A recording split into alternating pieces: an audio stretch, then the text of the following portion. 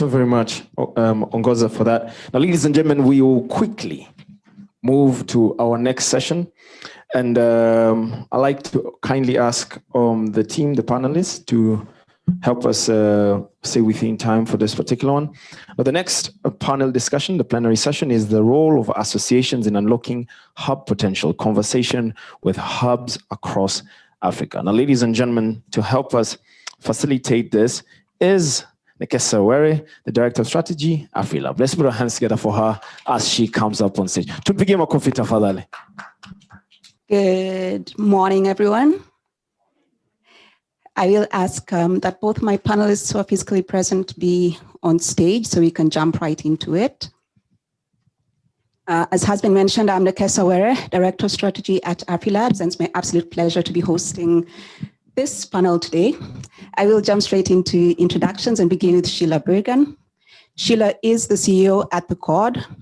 The CORD is our community and venture builder supporting African businesses to innovate, grow, scale globally. Sheila describes herself as an ecosystem builder, co-creational policy enthusiast, startups and SME growth enabler. Let me take a breath. Community convener, innovation and strategy specialist. She has over 11 years of experience in entrepreneurship, innovation, and technology in Africa. Welcome, Sheila. Thank you. David Ogiga is a co-founder of Sote Hub, which is nurturing young talent in Kenya, incubating early stage startups and SMEs and scaling ideas around SDGs, climate change, and agriculture. David is passionate about women in tech, rural youth, and economies. He's currently the national chairman of the Association of Countrywide Innovation Hubs. Welcome, David. Right, now I hope we have the rest of our panelists online. Anna Ekeledo is the Executive Director at AfriLabs Foundation, where she leads its partnerships, programs, and strategic objectives. She's a technology enthusiast with experience in social impact, ICT, finance, technology, and digital media sectors. Anna is very passionate about leveraging technology for social impact and inclusion, creating social and economic opportunities for all. Exclamation mark. I have to say this is the first profile I've seen that comes with an exclamation mark in it, but that's the way she sent it. And I'm happy. Neka Gay is the Executive Secretary, Innovation Support Networks in Nigeria. She is a business and brand management professional with varied experience garnered over 17 years working predominantly with multinational organizations. Neka has a passion for supporting small businesses and brings that passion along with her corporate experience to support the team at ISN, which is Nigeria's largest community of entrepreneurship, impact, innovation, and technology hubs with over 100 member hubs across the country. Welcome, Neka. And finally, Tayo Akinyemi has spent several years working in African tech, innovation, and entrepreneurship with an emphasis on building the capacity of enabling institutions such as tech hubs and accelerator programs. Most recently, she is focused on conducting research specifically on early stage investing in Africa from Kinyunga Ventures, the role of tech hubs in African startup ecosystems for the International Trade Center, and shared models of business ownership for Open Society Initiative for West Africa. So welcome everyone to the panel. I hope that this will be engaging and exciting for everyone that is listening to us today. Now I'm going to break protocol and start with the man on the panel, only because David, you are probably the most involved currently on the ground with hubs compared to the other members of the panel. And so I wanted to talk briefly about Sote Hub and actually want to anchor this conversation on the hub and hub needs. So Sote Hub was born out of Sote ICT project in 2010. So happy 10th anniversary. Yeah. What gap are you seeking to fill with the hub? And do you feel that the role that you're playing has changed over time? Yeah, thanks, Nekesa. I'm really glad to participate in this forum. Yes, so 2010 we started, but that was in the schools program where we were working with students and support them to start business ideas. But then the hub itself was established in 2016. So yeah. Yeah, so one of the motivation for us to go outside, or what we call mashinani in Swahili, was the lack of the kind of supporting environment.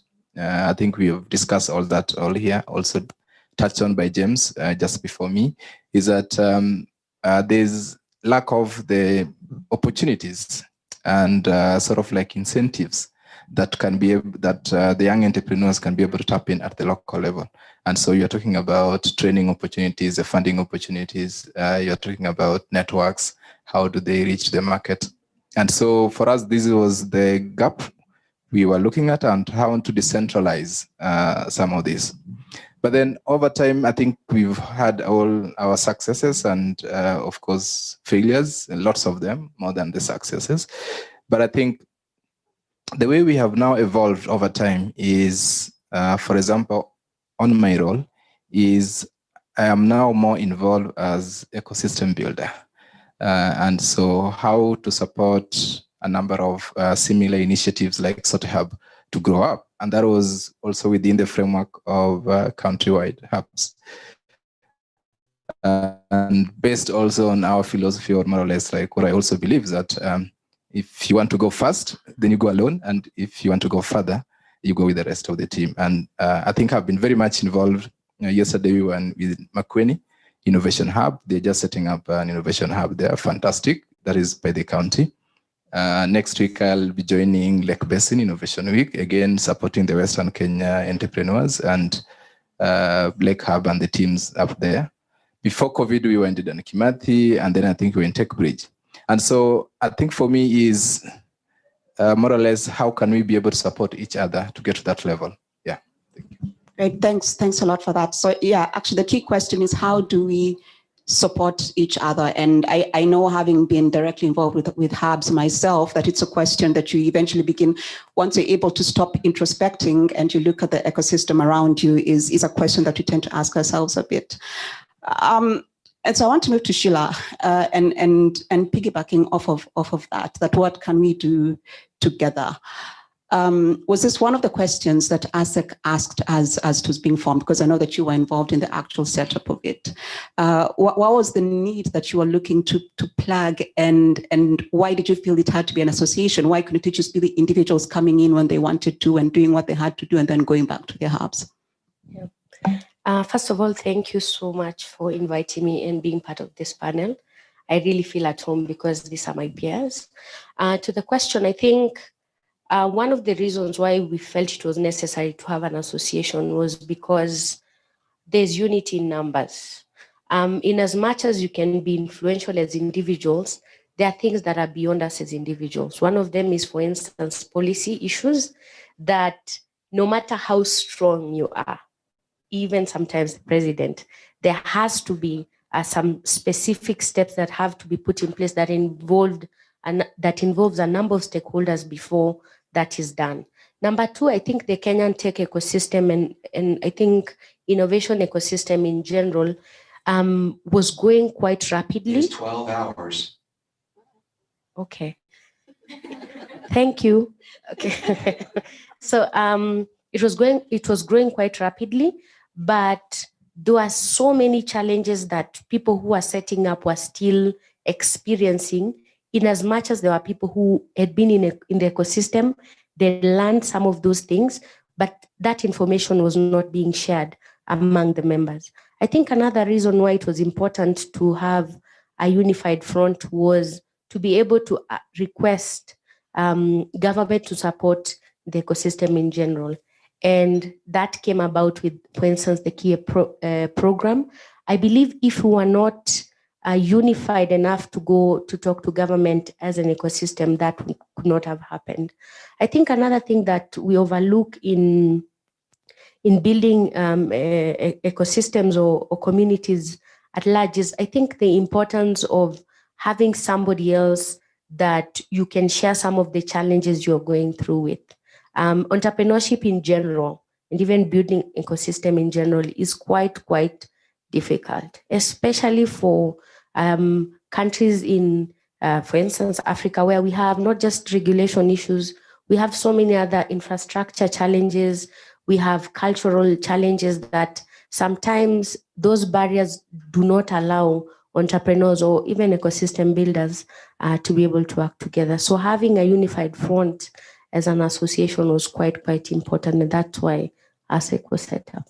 Great, thanks, Sheila. And we actually are seeing that kind of convergence, not just in Kenya with ASSEK and with the countrywide hubs, but we also see it in Uganda with Startup Uganda and also the Tanzania Startup Association. So there seems to be a trend, at least we know for sure, in the East African region. Nek, I want to move to you. Is what Sheila has said, is it resonating with you? Are you seeing the same? Was that the same foundation for ISN?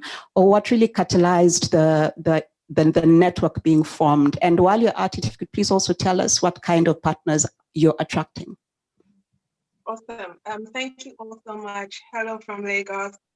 Thank you all so much for having us. Hi, Sheila. Hi, Nakasa. All right, so absolutely everything that Sheila has said is spot on. And like the gentleman said earlier, I believe it's an African proverb. If you want to go fast, go alone. If you want to go far, go together. Hubs have arisen almost like a new member in the ecosystem.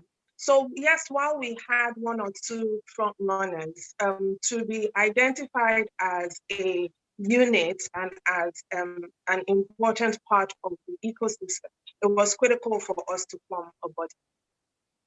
To be able to have one voice policy-wise, even when we speak to private organizations and also in our creating structures for what a hub should look like, what a hub should provide, it's important for us to be able to have that community. The people we've partnered with are, of course, AfriLabs, the other national networks, so ASSEK and GHN, so that's the Ghana Hub Network. And we're also, of course, working with development agencies, and we're currently developing partnerships. We have a project, which I'll probably speak later on, that we're developing partnerships with academia, as well as creating opportunities for partnerships, hub-wide partnerships with corporates. Nek, let me stay with you just a little bit. A follow-up question. These partnerships, who's going to who? Are you going to them? Are they approaching you? Is it working both ways? And what value do you see them bringing in? We're going to them. We're going to them. ISN is a new organization, a relatively new organization. And again, the hubs as an institutional group is still new. So we're going to the development agencies, we're going to the corporates, we're going to academia. The value that we want to get out of them, there's a lot of work that needs to be done in our economy, not just in our ecosystem. I was writing a paper a couple of days ago, and the number of youths that are listed as unemployed in Nigeria is equivalent to the population of some African and even some European countries. So we need support to be able to catalyze a critical mass entrepreneurship and innovation for the people that need it, which are the youth, because youth unemployment leads to youth restiveness, which leads to economic disruption. For the academia, in the previous panel it was mentioned, there's a lot of opportunity that is being lost in that space between research and research, innovation, and marketplace. We want to bridge that. We want to see how hubs can leverage academia research in creating more relevant and more data-driven innovation that we place in the market. And then we can now give the feedback from the market back to academia. So it's like a flywheel. Everybody is supporting everybody to get better. For corporates, we know that a lot of corporates are interested in supporting the ecosystem from a corporate sustainable responsibility angle, but also want to fill a space in a lot of corporates for outsourcing their innovation, instead of them taking on that burden or those costs of doing their innovations in-house. We're trying to identify opportunities where corporates can leverage the facilities, knowledge, and infrastructure that some of our hubs have to use that as outsourced innovation labs. That way, it makes it a more effective system. It makes it more symbiotic, and then it also helps the hubs to create more revenue and relevance as individual organizations and also as a network. Great. So what I'm hearing from ASSEK and from ISN is that you are absolutely clear on your mission. You know who you're serving, and you know who you want to help you do that. So you seem to have it all sorted. And so I now want to throw the ball to Anna and ask her. We have ASSEK, we have ISN, Ghana Hub Network, Startup Uganda, and so on and so forth. And so there are all these organizations, associations, networks, whatever other form they've taken. And they seem to have it sorted. They know they're on the ground. They know what the hubs need within their countries.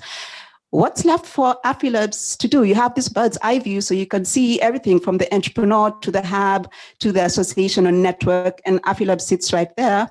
But what's left for you to do? How are you engaging the other stakeholders, and how are you remaining relevant? Yeah, well, thank you. Thank you, Nneka. It's a really good question.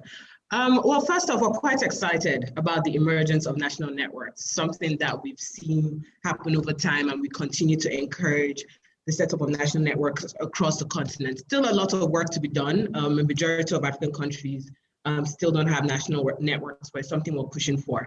Now, what we've seen over the years, and as we've grown from 5 member hubs in 2011 when we started to now over 225 hubs across 47 African countries, and of course we know that the numbers are way larger outside the AfriLabs network as well.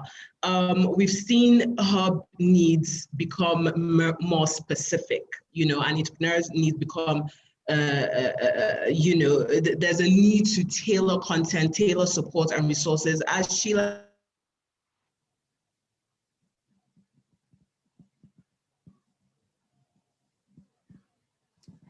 Anna is frozen a little bit. We'll give her just a few seconds. There you go. You're back. Oh dear. Where did I drop off? You didn't lose him. Just go on. Oh, okay, fantastic. Now, with more national networks springing up, what we'll be focusing increasingly on is dedicating our resources to building Pan-African programs and partnerships which have a Pan-African and regional focus. So working with organizations that are looking to support the ecosystem on a larger scale and building our programs as well, while we collaborate with national networks and hubs to tailor the content, tailor the support, and also deliver, customized components of these programs. An example is our AfriLabs capacity building program, which we're building, which will be the first of its kind, hub management curriculum, and will be certified in partnership with Strathmore University. Now, while we build the overall hub management curriculum, which will cut across relevant content for hubs, we'll be working with national networks and hubs to tailor this content to the specific market realities and needs, looking at business sector-specific content, business-specific content, as well. Now, another way we can work together, which is a need, we haven't even begun to scratch the surface, looking at data. So working with national networks and hubs to provide relevant specific data about hubs and entrepreneurs, which ordinarily would be more difficult for AfriLabs as an organization to consider, to gather, considering the diversities and reach of hubs across the continent as well. And then, of course, we'll continue to foster and fund cross-country and cross-regional hub programs, continue to fund exchange programs and learning programs as well. And now with the implementation of the African Continental Free Trade Area, we're talking about, the largest trade bloc about to be implemented. So the question is, as AfriLabs as an organization, working with national networks, working with hubs to support startups looking to scale across the continent, and work and collaborate with other hubs in different African locations to provide that soft landing for the startups. So we'll be working with national networks to build the frameworks that would make this a reality, and also leveraging on AfriLab's platforms such as Catalyst and AfriPass, as which I'll explain later. Now, last point is, I love the fact that Sheila really spoke about the power of unity. You cannot overemphasize the power of unity. Now, as national networks focus on, pushing national governments, and we also work with national networks and other groups such as I4 Policy to push national governments for enabling policies within countries. We as an African community can also focus on pushing Pan-African and regional policies and frameworks such as the CFTA as well, and looking at other challenges that cut across the continent, such as the lack of interoperability of payment systems, for example, ease of movement and all of that. So these are all areas that AfriLabs would see itself migrating to, working on a Pan-African scale, and also attracting partnerships with Pan-African focused organizations while we work with the national networks to really understand specific needs and deliver and customize these programs and interventions. Great, thank you, Anna. So what I hear you saying is that there is the Pan-African mission, and I know this obviously because I work for AfriLabs as well, but for the sake of anyone that's not familiar with our work, there is a Pan-African mission, and we are listening to what everyone is saying, collecting data from across the continent, churning it, and then, or rather deciphering it and churning it back out to make sense for what the national organizations are doing that can plug into a Pan-African mission. I'll ask tech team, please confirm that we still have our virtual panelists with us. We do? Okay, great. So Tayo, I would like to move to you. We are talking right now about a Pan-African mission, and you have been involved with the Pan-African ecosystem for a while now. In fact, you've actually forecasted a lot of what would happen within the Pan-African ecosystem. You obviously were the first executive director at AfriLabs, and I've spent quite a bit of time reading a lot of the literature, a lot of the knowledge body of work that you put together, and it was quite extensive. So what you knew, or what you figured out, what you forecasted 10 years ago, and what you're seeing now, what are you surprised has changed, and what are you surprised has remained the same? Thank you, Nekesa, for the question, and thank you for the credit. I usually run away from discussions of forecasting because there's a very strong chance that you'll be wrong. But there are a couple of things that I think have changed, but also remain the same. So at the top of the list, from my perception anyway, is the financial sustainability business model aspect of hubs. So there's a way in which that remains a challenge to be overcome. A lot of hubs are still seeking or benefiting from external funding from a variety of bodies, whether it's corporates or development organizations or foundations. But at the same time, there are a growing number that are finding sustainable business hubs, sustainable business models by offering value. So you mentioned, and Anna also mentioned, data, the need to outsource innovation from corporates. So hubs are packaging those needs and monetizing those services to be able to sustain their hubs. The second aspect that I think that has remained the same but also changed is this idea of being a Mrs. Fix-It within the ecosystem. So there was a time at which it seemed like other ecosystem players were looking to hubs for everything. So hubs were meant to educate the youth. They were meant to engage women. They were meant to support high growth startups. They were meant to save beluga whales. It was almost as if, send the hub to solve all of these weighty systemic challenges. And while I think they still bear a significant burden in addressing some of these systemic challenges, it seems as if there's a little bit more appreciation for the health of the ecosystem as almost like an enabling condition for some of the end outputs that they're looking for. So when institutions come and say, oh, we'd like to engage startups in agriculture, well, that's all well and good, but you need actors who are going to create the enabling environment for those startups and those entrepreneurs to flourish. And if you're not willing to engage and support the enabling institutions, you're not going to have those outcomes. And so when you see institutions such as the World Bank and Digital Africa talking, and the African Development Bank talking explicitly about the role of ESOs and hubs and accelerators, it sort of suggests more awareness and appreciation for that role. In terms of things that maybe have surprised me, so I would say it's the proliferation, consolidation, and diversification of the space as a whole. So obviously there's been an exponential growth in the number of hubs, generally to over 600 and counting. And then even within countries, you know, there was a time, for example, when Bongo High was the only hub in Zambia, and now there are at least 6. It's very hard to find any country where there aren't multiple hubs at this point. But at the same time, in terms of consolidation, we're starting to see hubs and networks come together. So when Joka Labs and AfriLabs came together a couple of years ago, that was, I think, a huge milestone for the ecosystem. Or at a hub level, when iHub and CC Hub came together, that was a huge milestone for the ecosystem. But then also, as Anna and others have pointed out, many of these hubs are very different. You know, they're starting to have sectoral focuses.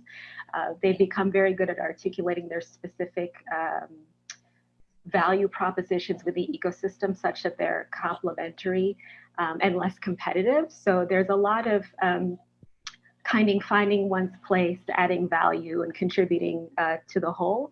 And the last thing I'd like to point out, which I think is really important, is it seems as if external actors are engaging in a way that supports organically pre-existing activity. So this conference is an example. So to the extent that actors like GIZ are involved, it's not as if ASSEK wouldn't have had an annual conference. You know, it's a natural outgrowth of your activity, but actors such as that supporting that activity sort of indicates an awareness of, look, it's fine in certain instances to ask for hubs to be delivery partners, but it's also necessary for the engagement to support the activity that they would have sought to deliver to serve their members as well. And I feel like there's more of that activity emerging, which I think is a great thing.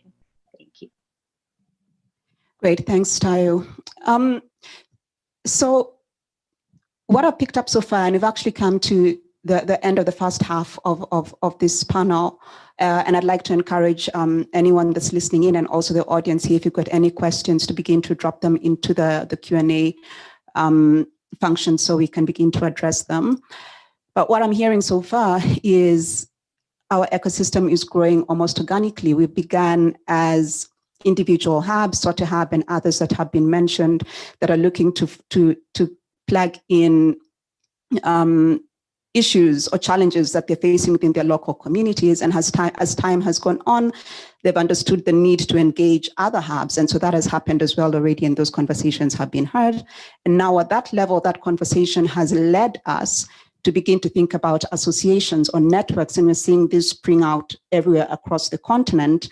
And as that is happening, Pan-African organizations are also plugging in. So we now have this pipeline from the entrepreneurs sitting in a village somewhere all the way to an organization that's engaging at a Pan-African level.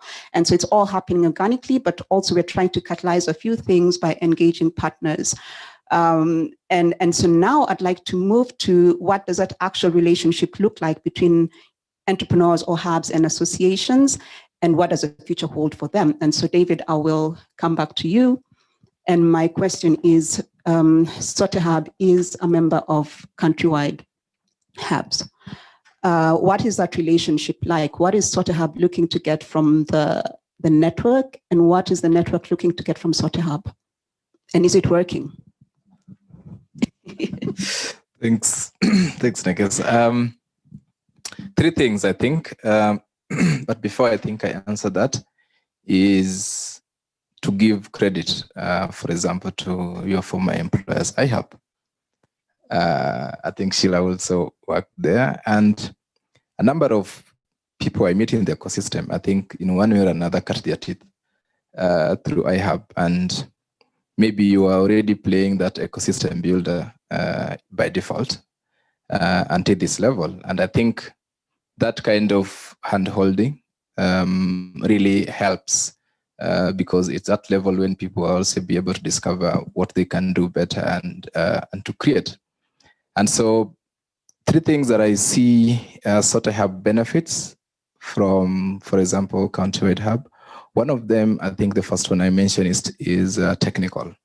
And I was glad to hear Anne mention that you are sort of curating a curriculum and that can now be used, more or less can be adopted, because I think that's one of the gaps. And we try to copy paste a lot from YC and many other models. I think there's no sort of like an agreement on what is a good curriculum, for example, for incubation or accelerator. We have not sent the benchmarks there.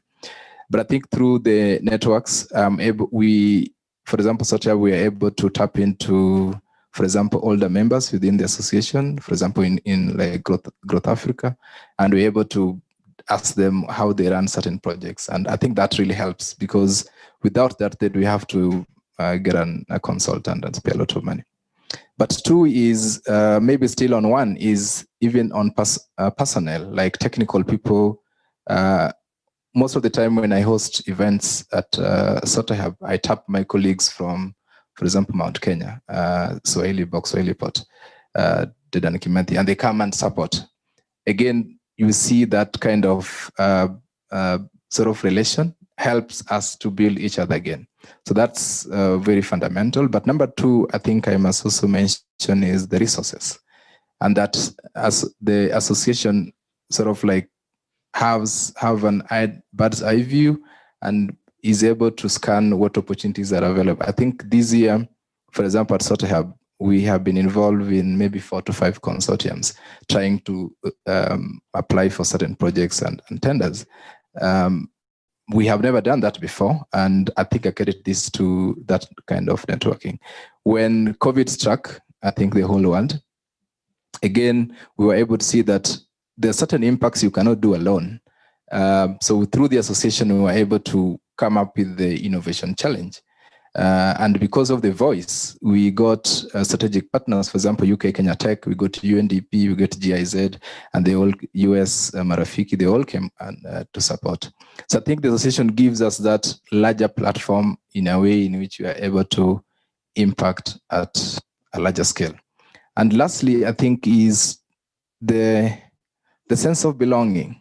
As SOTEHUB, we just feel that we can share our experiences whenever we have success, we have failures, and there's somebody else in the association that perhaps have gone through that. And that peer-to-peer mentorship, I think, is absolutely very crucial. But lastly, and this is now maybe on an aspect of cross-cutting issues, I will perhaps wish the association, not just Countrywide, but all our associations, including AfriLabs, could be able to play, is at the continental level. Many a times when our countries are going for elections, I have lost count on the number of times internet is shut. And I keep wondering what's government and internet. It's like the citizens not paying tax, because I think for us, internet is like the oxygen to really fuel our innovations. And I think these are the kinds of actions that we see in the continent. For example, also within the AU framework, I think there is that discussion on having one passport. As an entrepreneur, you need to move across borders, you need to be able to sell and get connections and networks and marketing. I don't know how long. The last time I think I saw this was a few head of state with a passport. Maybe, I don't know at what level it will come to the citizenry level.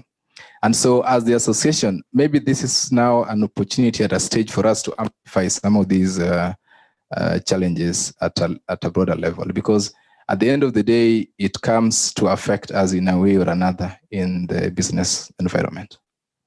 Great, thank you. And you've made some good points there on value that the associations, at least that Countrywide Hub is bringing to its members. So Neka, what's happening in Nigeria? And two questions for you also on value. So you have 100 hubs members and counting. And that's many. Those are literally many moving parts. So what have you been able to do together? Are your hubs, for example, running any projects collaboratively? Are they running any projects collaboratively?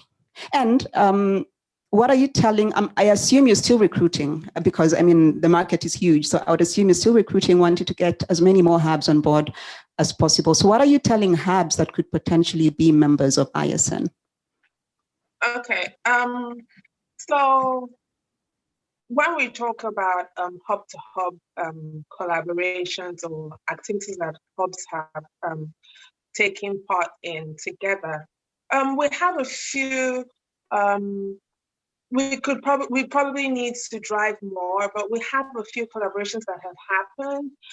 We've had a hub in Lagos support a hub in the East, Wodu and Genesis Tech to hold one of the biggest tech activities, hub-based tech activities, events in the East some time ago.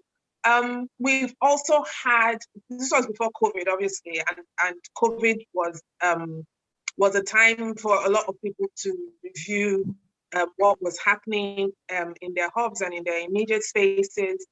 And we've seen that now for us, even though we do have more collaborations now, because a lot of activities are now virtual like this, so you have a lot of hubs that can collaborate and share knowledge and information in virtual events. We are seeing, though, that right now a lot of hubs are trying to re-articulate what they stand for and how they're positioning themselves. So we're also helping those hubs to identify opportunities amongst their peer hubs and also outside of us, outside of our hub network. So we are consistently looking for opportunities for our hubs and farming out opportunities, and we're also like was just mentioned, developing consortiums to be able to drive partnerships between our hubs using ISN as almost a lever or an anchor for adapting those relationships. So we've seen, I mean, we have people from one hub featuring on virtual events for the other hub. We have people planning events together. Now that we're seeing some more physical events, there's some cross-pollination. What we do want to prioritize this month is sharing the database which we're compiling of what each hub is focused on, because not just from a collaboration point of view, but also from an economic point of view. I like following the money. People are paying for support that is available within our network to people outside of our network. We need to keep the money inside. There's a local saying that says you can't take out inside money outside. You know, so if you need someone to facilitate something for you, please check here first. We probably have it because there's so much wealth of knowledge, deep tech knowledge, program knowledge, facilitation knowledge. Please, this is who we have here. And we even want to go a little further to ask people now, okay, you provide training support, you provide program support, you provide coding facilities or coding training. What discount are you going to give ISN members, your fellow ISN members? When they come and say, we're an ISN member, we want to spend our money with you, we want to know that you're giving them a discount so we can support our internal economy as well.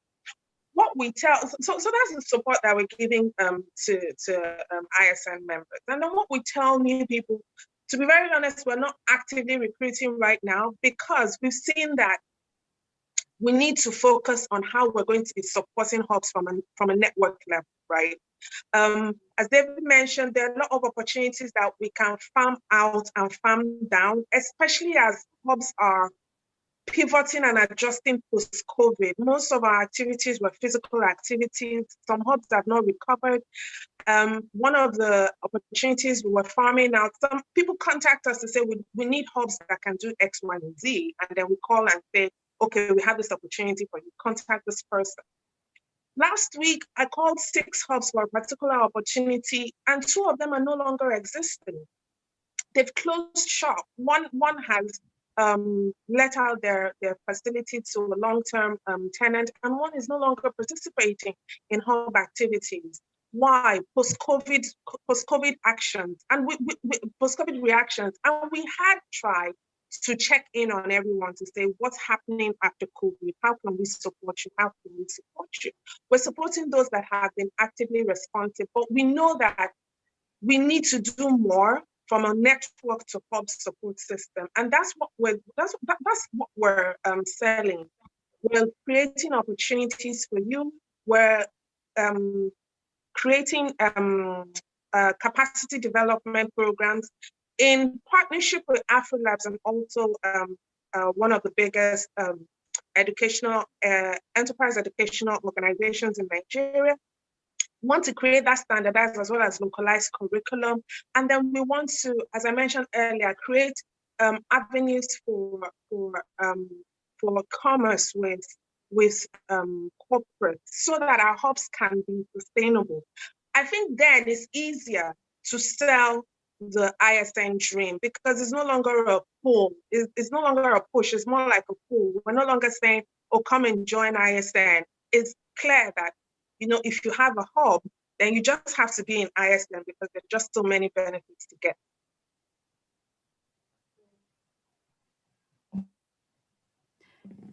Thanks, Neka. So there's an elephant in the room. At first it was at the lifts when David said something about using curriculums that perhaps don't work for us. And then without knowing it, Neka dragged it right into the room when she said that we need to keep the money inside. So let's address the elephant that's right here, perhaps for David and Sheila. Do we have the skills to catalyze our ecosystem? Yes, we do. And I think, okay, I have to be very careful because this is recorded. But I think the assumption that capacity always has to be imported into this continent has to stop. That assumption that we don't have enough skilled people to support entrepreneurs, for instance, to build ecosystems in this continent has to stop. Because for the past 15 or so years, the people who've been supporting entrepreneurs and the ecosystem in Africa have been Africans. And so now that the ecosystem is getting a lot of interest from everywhere around the globe, the assumption now is we need to serve Africa, we need to help Africa. But it got some people to take it from point A to where it is now. Those people learned something in the process of doing that. Those people built those businesses that you're getting to know now. So I think in as much as we want to, you know, of course, amplify what has been done, I think there has to be a more collaborative approach. There also has to be a more, I think, believability on capacity that is there locally. And I think for a lot of ecosystem builders in the continent, this is something that, you know, it's discussed, you know, when people are having coffee or wine in low voices, but it's something that is actually there. We definitely know what we're doing in this continent. It is not, it's not dice, you know, we are throwing in there. We know what we're doing. So I think for African governments, especially, when you want to support the local ecosystem. The people you have to work with first are local players. I think it is very important. You cannot say you are building capacity by not building capacity of locals.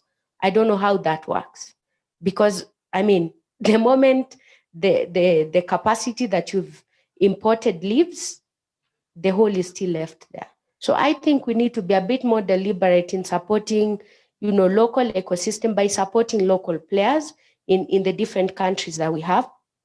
Even though we definitely for sure are encouraging more collaborative approach, not just from the people within the continent, but obviously from the people across the globe, because we want to build startups and businesses from the continent that can scale globally. And so that approach, I think in most, economic bloc, they do that.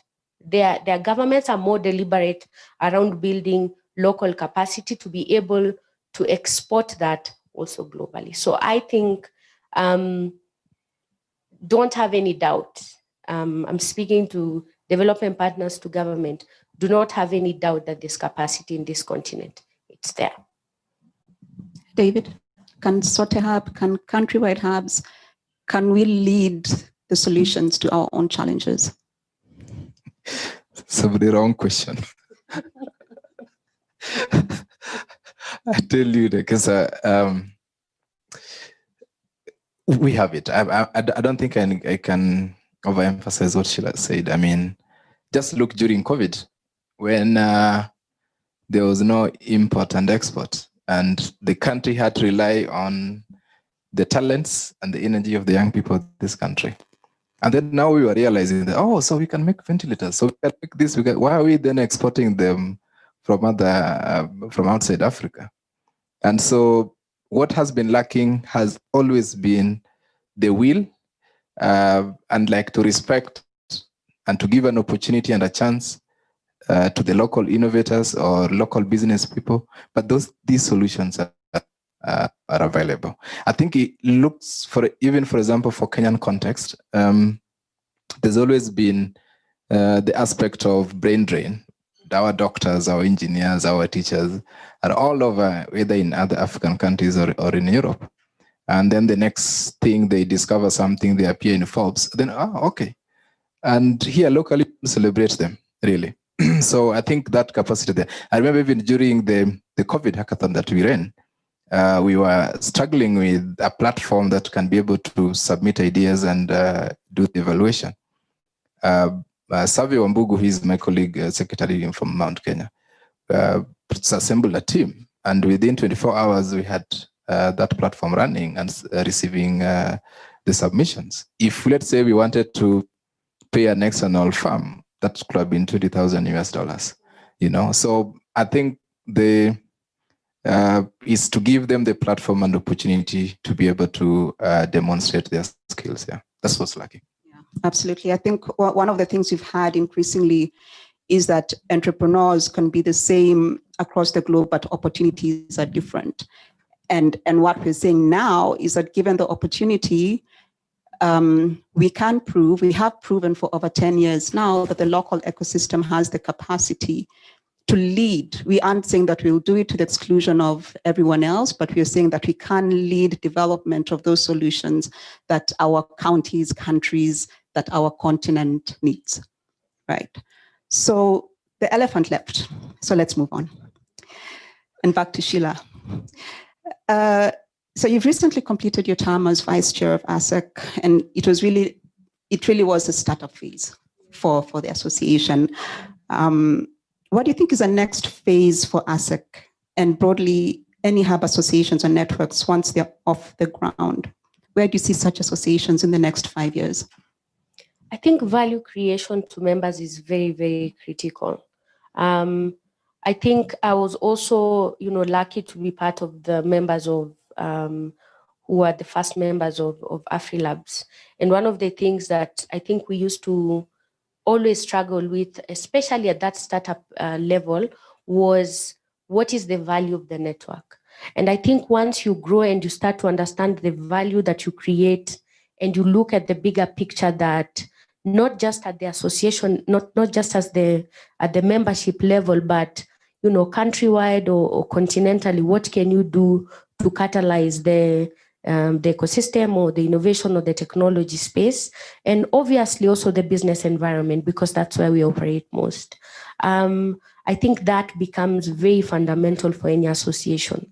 So I think the first, years when you're setting up, you're trying to put structures in place, you're trying to figure out how can we be sustainable, not that at least in the first few years, how can we get more members? And then the more members you get, especially if you've not figured out the value you're creating, it becomes really chaotic.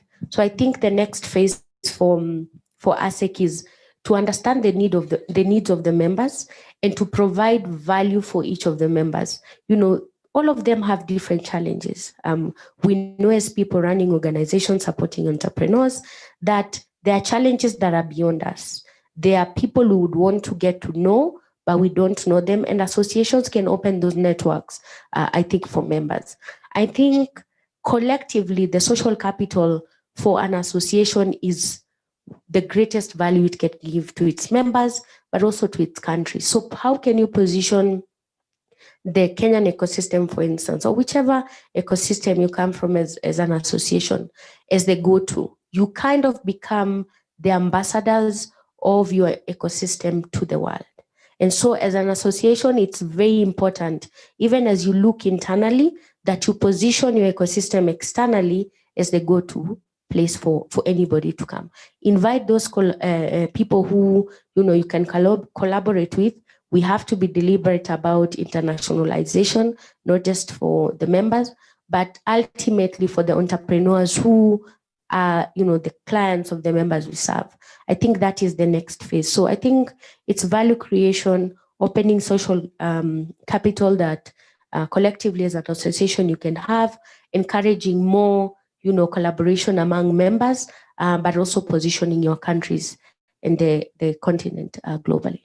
Absolutely. And as you talk about internationalization, just partnerships broadly, we also now need to begin positioning to engage deliberately other stakeholders, which Neka spoke a bit briefly, but I want to move to Tayo, because you've worked with International Telecommunication Union, Open Society, International Trade Center. As African innovations, or rather as African innovation organizations, are we paying enough attention to decisions made at multinational organizations like ITU? What's the opportunity or the point of convergence between these international organizations and us?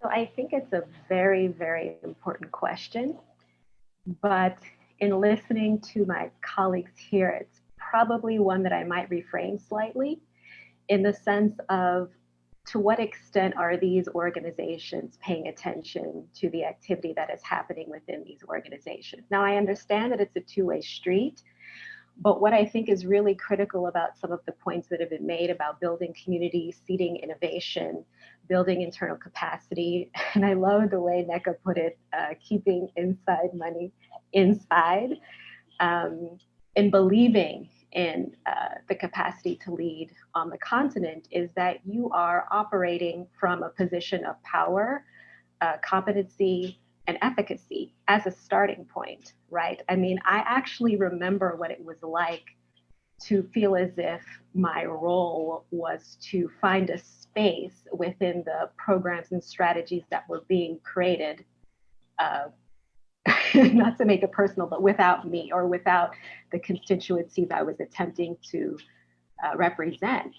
But I feel as if, in as much as there has been progress made in a lot of these external organizations and actors engaging with hubs and networks as partners for delivery, I would like to see a shift toward engaging at the point of strategy development and design.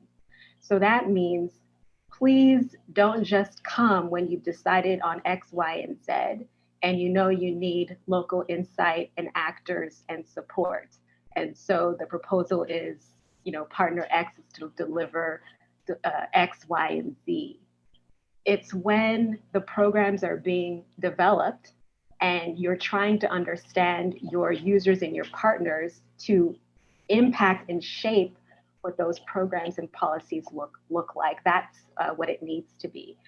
I think there are ways in which that is beginning to change. So, I mean, I can only speak from the outside looking in. I can't speak to what it was like internally. But if you look at programs such as Digital Africa, where leaders such as Kareem C. and Rebecca Nanchang were part of steering committees, presumably to inform the design of those programs, that's the direction where the design needs to head. And it really needs to stem from a recognition from these partners that all of what you need is available on the continent, and so they should be involved at the beginning. And also from the continent, as you've all rightly said, that the capacity is there, it needs to be recognized and utilized towards full capacity, because without that, the goals are just not going to be reached. And Nekesa, you mentioned elephants. We are all familiar with the white elephants that are proliferated in international development. If you'd like that to begin to come to a close, that's what's going to need to happen. Thanks, Tayo. This is our final question for the panel before we go into the Q&A. So if you haven't had a chance to drop your question, please do now. My question is for Anna. You run a powerful Pan-African organization, if I do say so myself. A lot of work AfriLabs is doing has not been done before at this scale, at a continental scale. How do we keep that spirit of collaboration going for the next 5 years, and what barriers do we need to break? Thank you, Nekesa. Well, before I answer that, just because that topic is quite thought-provoking, and I really like the fact that it came up, the elephant in the room, which you mentioned, which Ineka, spoke on, and David, Sheila, and Tayo gave, great insights on. Just to emphasize again that it's important from the very start, and I think we've gone to a place in our ecosystem where we can't be diplomatic about it, but just as we speak to our partners, as we speak to our development partners, as we speak to our funders, we say from the start that it's important to involve the people, in this case, within our ecosystem, the African innovation hubs and entrepreneurs who are designing these programs to be part of the design process, to lead or co-lead from the very start. And that's something that we have grown to a place where we can do, and we're doing increasingly of, and it's an example, again, our AfriLabs capacity program, which is still largely funded by an external foreign development organization, the French Development Bank, and quite a number of our other programs are funded by foreign partners. But what we say is that it has to be designed from the start with our AfriLabs hub members. And that's what we've been doing across board. Our content is co-designed by hubs, delivered through a peer-to-peer learning, as well as consulting work. I like the fact that Ineka said, just to bring the Nigerian factor into it, Ineka, our Igbo lady, it said that we like plenty money, keep the money within, So even as we're having these conversations about consulting work as well, I mean, over the past year, we reported 40 plus consulting work, which ordinarily would have been given to external experts to AfriLabs hub members who are equally as qualified to deliver the work. In fact, better qualified in a lot of cases because they work directly with the target group that we're looking to impact. So just out of the way. Now, to the question of keeping the spirit of collaboration, I would say we would still scale what has always worked for us as a community. So one of the things we've seen, for example, is our events and meetups, including our virtual events, have always been a way to bring our members together, to build relationships and share ideas. Our AfriLabs annual gathering, for example, just creates an avenue for hubs to meet from across the continent. And this leads to a lot of networking opportunities and project collaboration that we aren't even involved in at all. So a great example is this ASSEK network event that is happening. You know, absolutely there will be collaborations that will come out of it that even the ASSEK core team will not be aware of. And that's amazing, you know, so creating more opportunities like that. Would also be building AfriPass, which would be a platform that hub members across the continent can access other hub spaces and digital services on the continent and foster and fund a number of cross-regional hub programs and exchanges. We just awarded a couple of capacity award grants, and we're quite excited to see that hubs came together from West Africa and East Africa, from East and North, and so on, to come together, put projects together, and we're awarded funds to implement. And we'll be quite excited. It'll be quite excited to work with these hubs to see what the results and lessons learned, which we can scale, you know, and do more of across the continent. Now, for other specific plans across other areas, we're currently working on our, you know, long-term next 5-year strategy, which Nekesa is working on as well. As part of the team, leading up to our 10-year anniversary next year, October. And this will be done following a wide consultation with our community members on what they would like to see more of from AfriLabs and national associations as well, and other stakeholders within looking to impact the African ecosystem and the innovation economy at large, you know.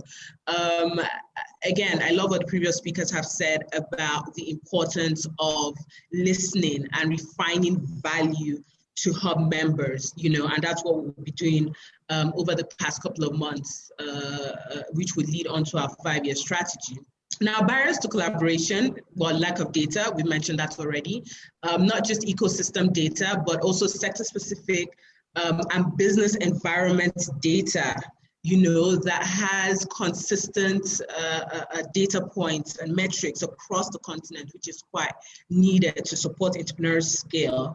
And of course, another barrier is barriers to collaboration is policies. So policies that make it more difficult to operate as a startup or as a hub across the continent. I mentioned earlier, for example, the lack of interoperability of payment systems, you know, having to literally knock on the door of every central bank as a financial technology service provider, for example, which affects, you know, other sorts of businesses like e-commerce and the likes. And then David mentioned the difficulty in moving across the continent, for example, and the strength that we as a collective African community can push the government from the local government upwards, but also from a Pan-African regional scale together to say that these are the sort of policies that we would need to have in place and are willing to work with you as stakeholders to ensure that we're successful as an ecosystem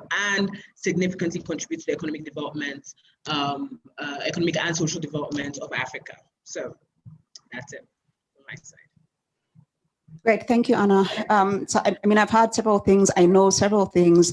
You have spoken about really making sure that the hubs and hub associations have the data, the information that they need to basically be able to do what they do best.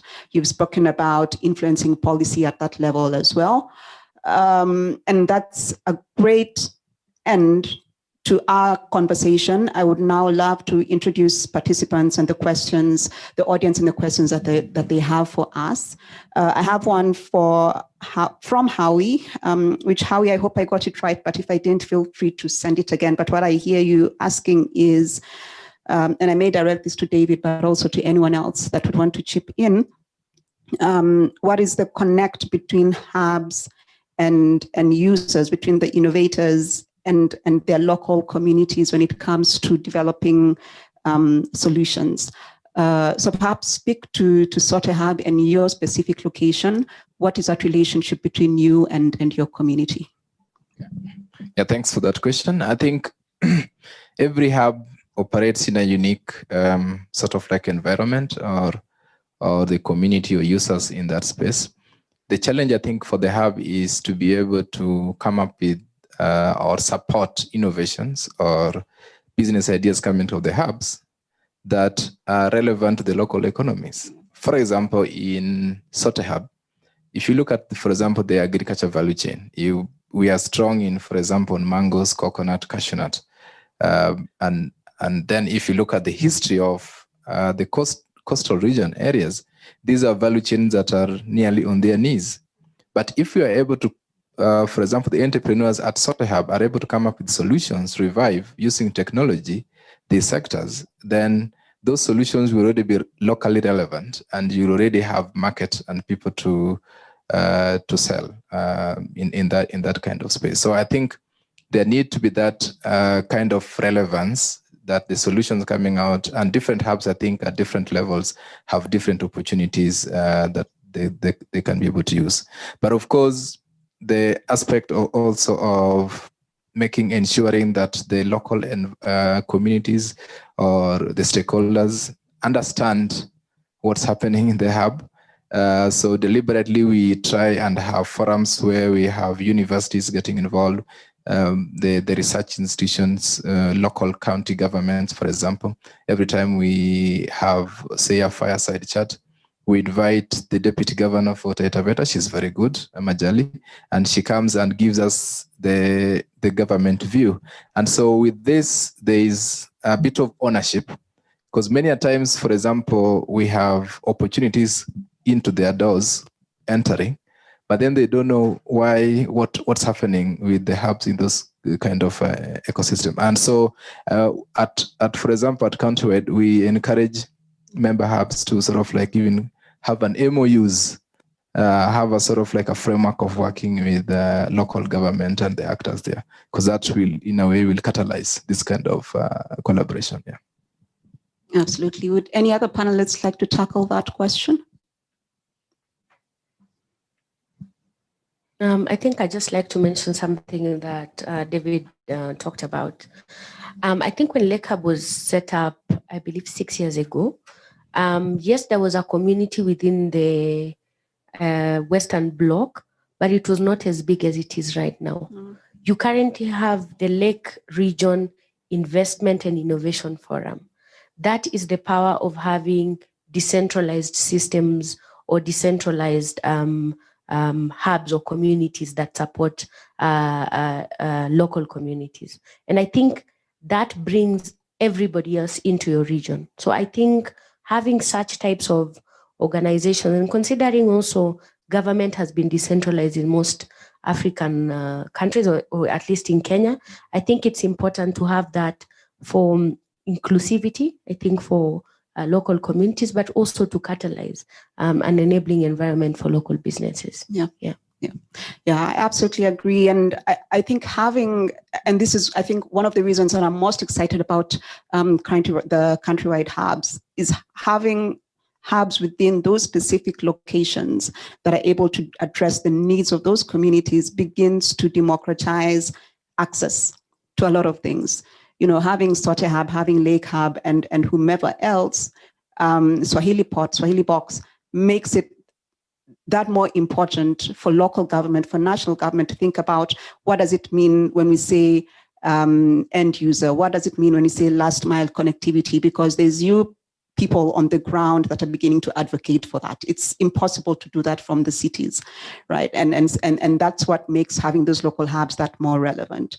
Right, so this may be the last question for us. We'll see how it goes with time. We have just about 10 minutes left, but this is a question for the three associations / networks, thank you, represented on the panel.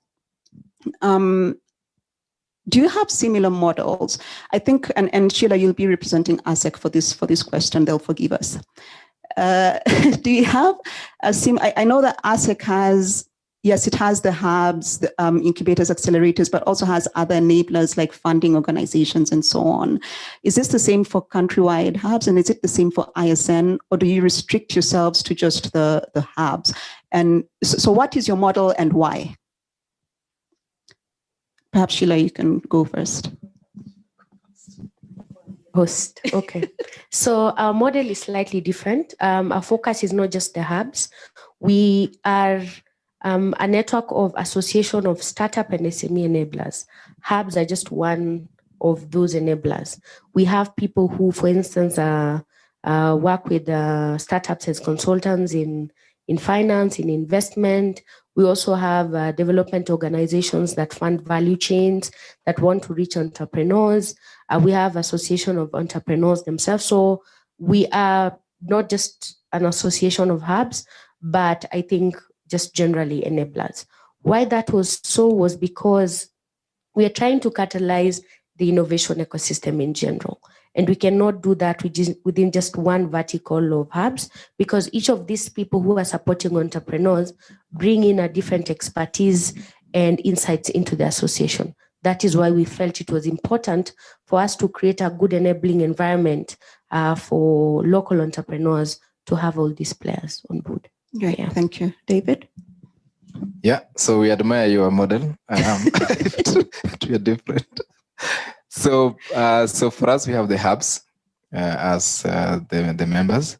And then we have a second tier level, which is the corporates. So any organization that want to work with us. So what we do is that we have a structured MOU, sort of like a way to enhance this kind of engagement. But at the moment, so the members are hubs, so whether it's accelerator, incubators, or just a co-work space. And then for the people, especially the corporates, including universities, research institutions, come at another level. Yeah. But I think then for us, I think the overriding, just to also to add again on that, is to ensure that there's value, because the struggle to sustain, and I was listening to one of the speakers here saying that she was trying to reach out to the hubs and 4 of them closed because of COVID. And so these are real facts. Some of the hubs are struggling. And so the kind of association I'm looking for is that can be able to provide safety nets, and that we are able to strengthen each other where necessary, have joint programming. So I think that for us is very strong and focused here. Okay, great. Naka? Hi. So for us, we're predominantly focused on supporting the hubs right now. Again, ASSEK is still a relatively young organization, and we have a large base, right? So we need to get it right before we extend to other things and other services. However, and other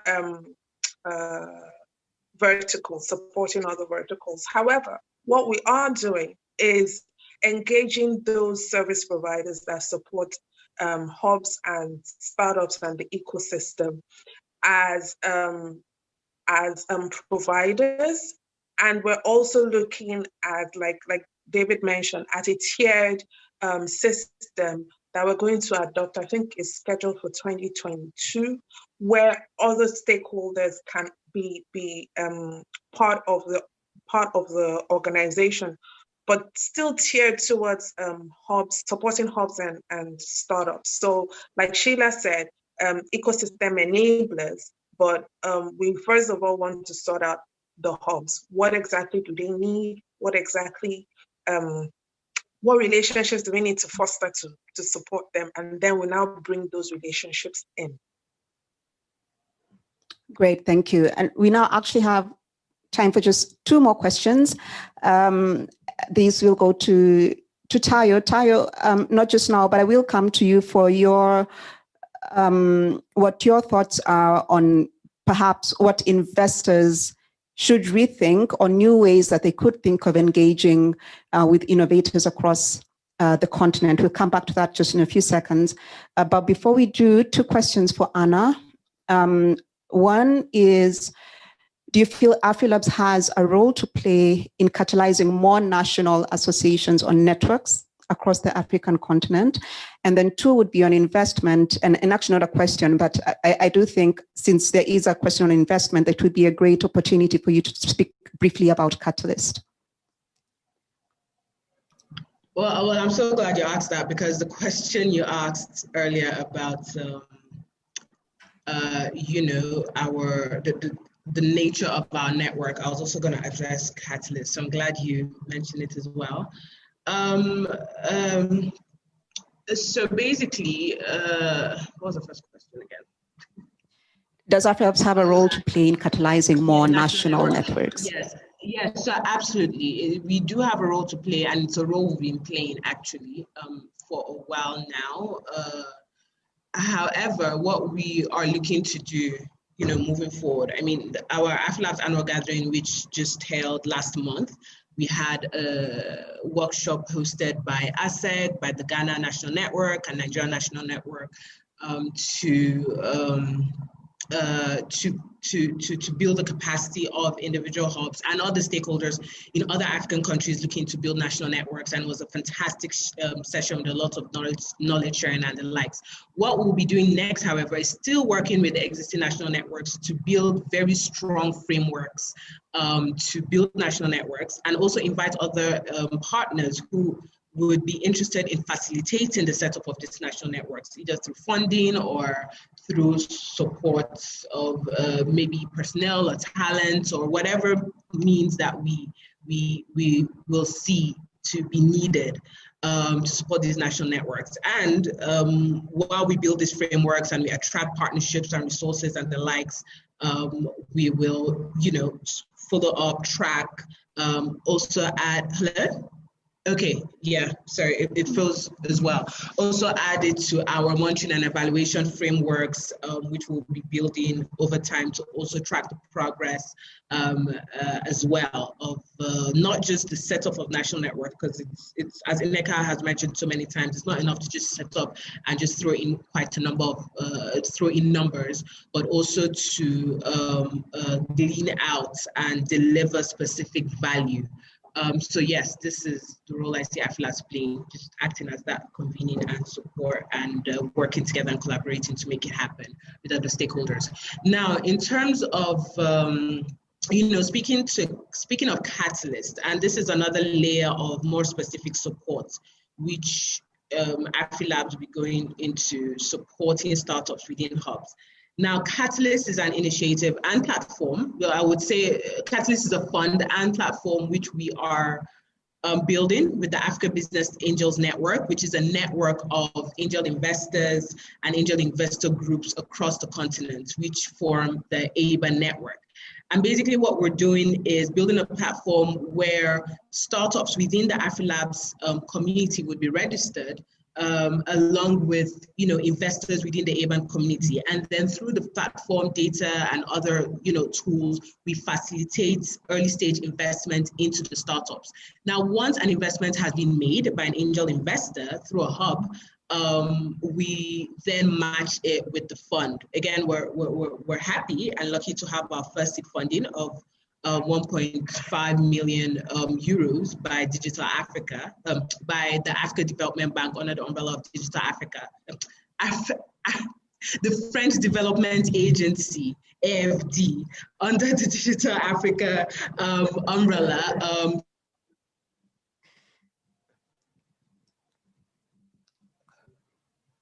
I think even the net was so shocked that she kept getting that. Right, please, let me repeat. The French Development Agency. Please repeat it. AFD. So my French isn't so good. I've said it in French as well, just so it's clear.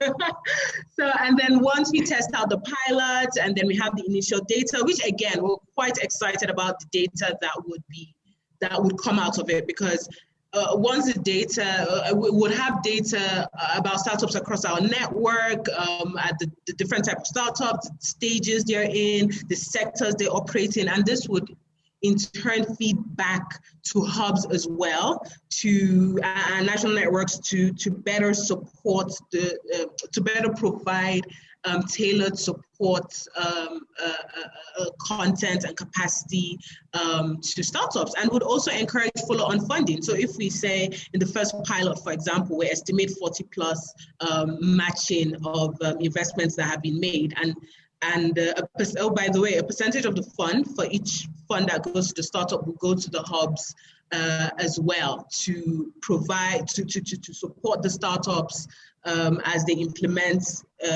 whatever has been agreed on, and also provide metrics about their growth.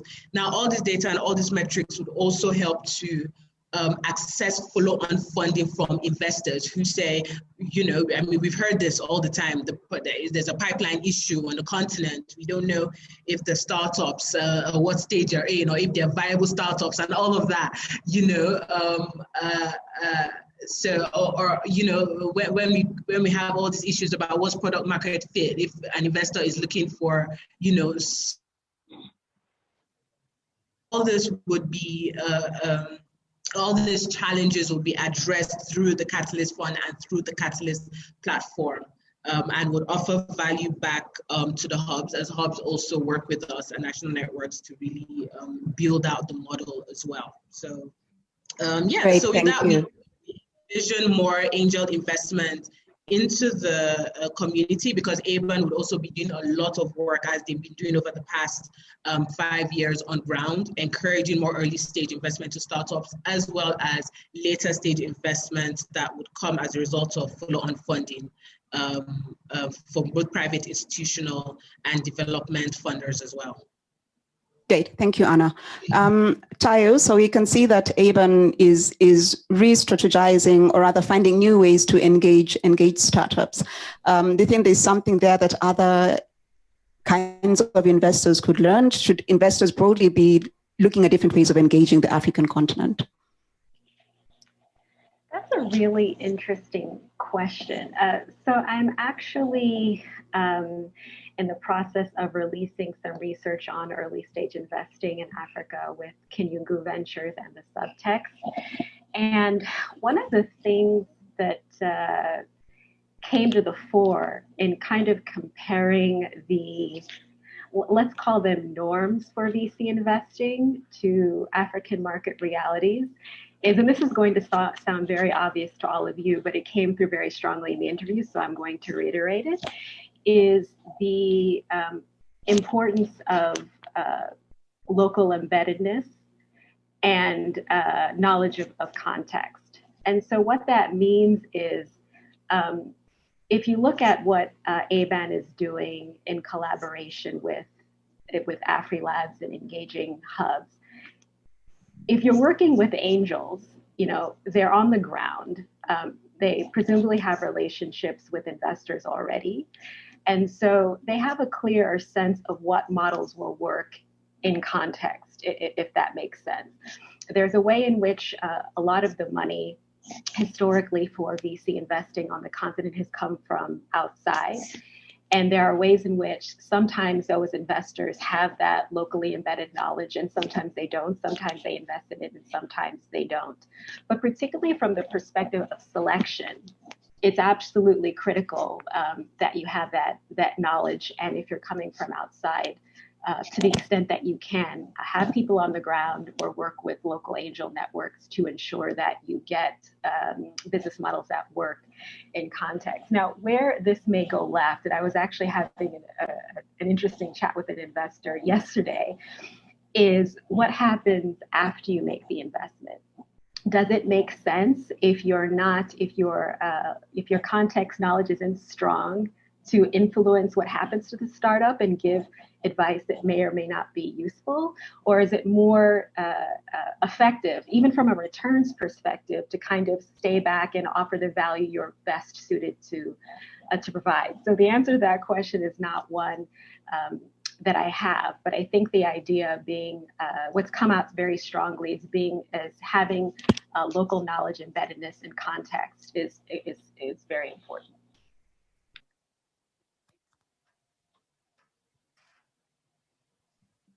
If I may, I think we lost Tayo, but we did get the.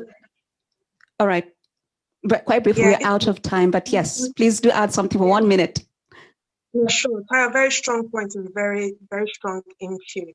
But I think that there, like you've mentioned, there is a space between foreign funders and then the day-to-day execution of startups, and how to ensure that that they stay, you know, they stay within what has been agreed so that the investments are viable and eventually become profitable.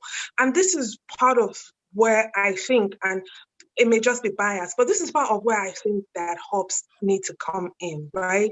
If you don't have on-ground presence, and even if you do, there need to be support frameworks and support networks that ensure that startups are successful. And this is not necessarily a funder's job. A funder's job is to fund.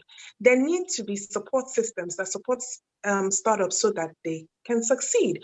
And if we look back even at our legacy entrepreneurial systems, where there are communities around certain entrepreneurial activities, fishing, farming, trade, there's always an informal mentoring system, which ensures that the trade can move on to the next generation and continues to be sustainable.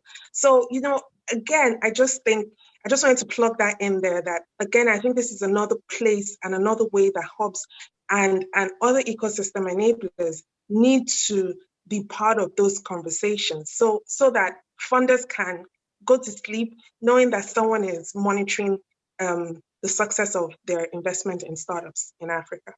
Thank you. Absolutely. We started off this conversation talking about the role of hubs with the first question to David, and we've concluded it by saying that hubs do actually have a very important role to play in ensuring investment to the right people and that there is return on that investment as well. So thank you so much, Anna, Tyon, Nneka, David, Sheila. It's been an absolute pleasure. And thank you to ASSEK for allowing me to lead this and trusting me with it.